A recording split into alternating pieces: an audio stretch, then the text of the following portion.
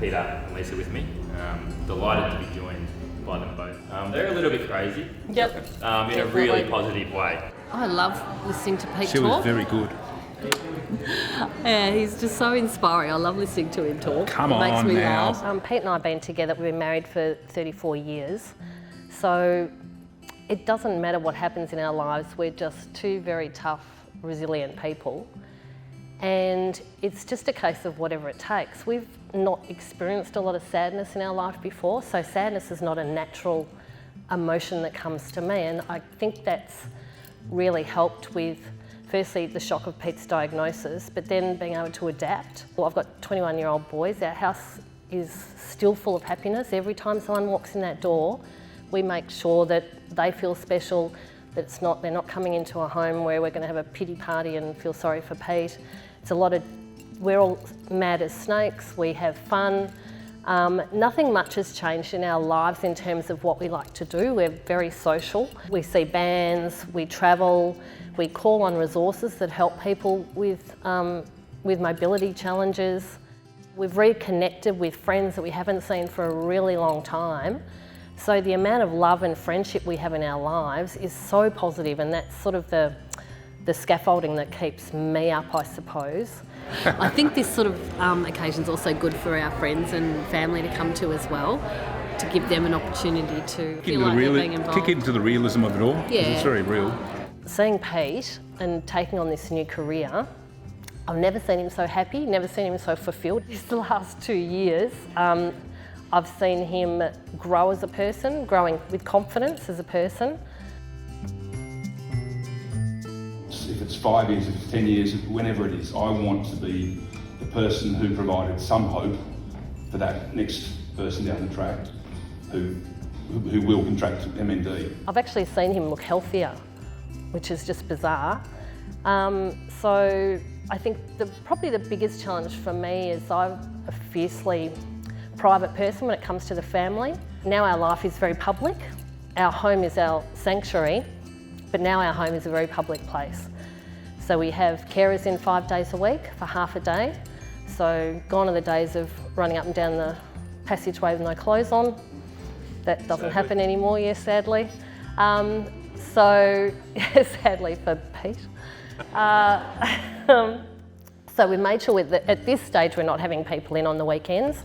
We're trying to keep that still as family time, because that's really important to me. I've got to think about Pete, but I've also got to think about the whole family, and that we're all still feeling like this is not, they don't have MND as well, that they don't have to adjust their lives enormously. Pete, how about you set the scene about you?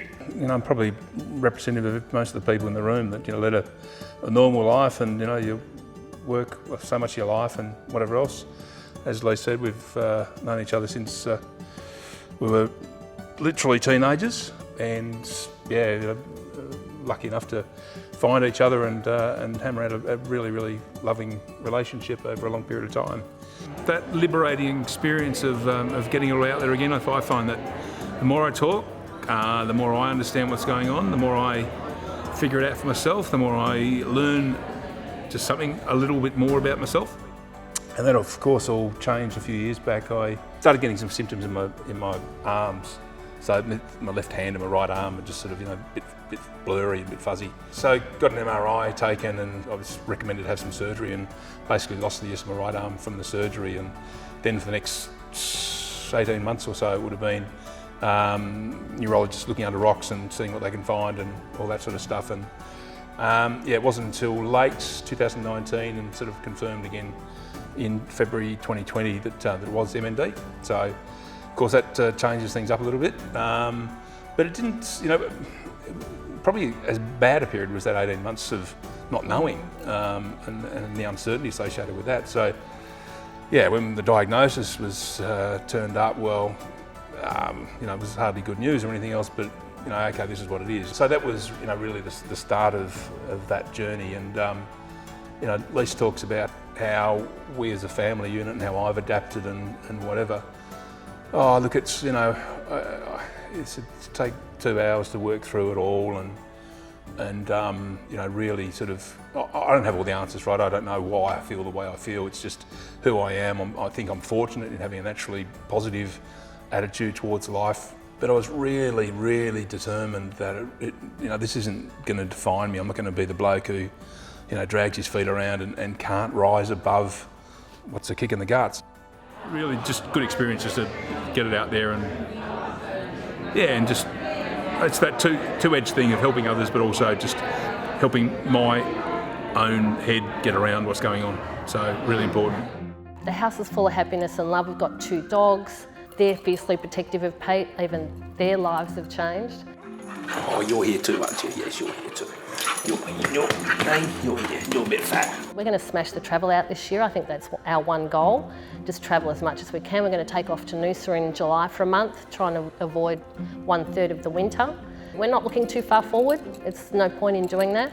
And we're not looking behind us either. It's just, we're having a ball. And Pete's having a ball, and that's sort of the way it is. Rubbish. That's rubbish.